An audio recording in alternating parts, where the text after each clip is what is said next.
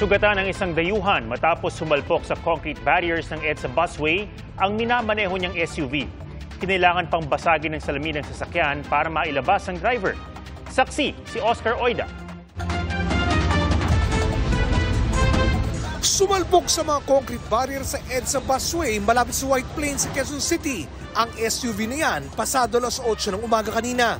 At base sa CCTV footage ng MMDA, makikita natin na medyo may tulin ang takbo ng sasakyan. ang driver nito hindi raw lumabas ng sasakyan kahit nalapitan pa siya ng mga otoridad. Pero nang silipin nila ang loob ng SUV, napansin nila na hindi na gumagalaw ang driver.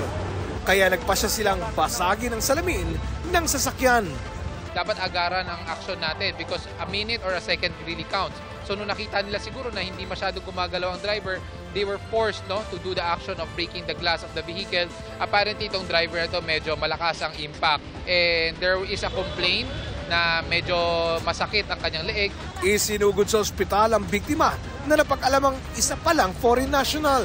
Based on reports that we have gathered, ito daw po ay nalito at nagkamali na pumasok siya dito sa ating EDSA busway. Apparently, pagpasok niya dito sa may White Plains, northbound towards Santolan, medyo nalito po siya at nagulat na bakit merong barrier. So, nakakabig niya ang kanyang sasakyan. That's the reason why he rammed our ating mga barriers po.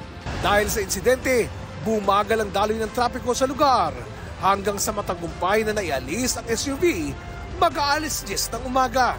Naharap sa reklamo ang driver na wala pang pahayag ukol sa insidente. Para sa GMA Integrated News, ako si Oscar Oida, ang inyong saksi. Mga kapuso, sama-sama tayong maging saksi. Mag-subscribe sa GMA Integrated News sa YouTube at para sa mga kapuso abroad, samahan niyo kami sa GMA Pinoy TV at sa www.gmanews.tv.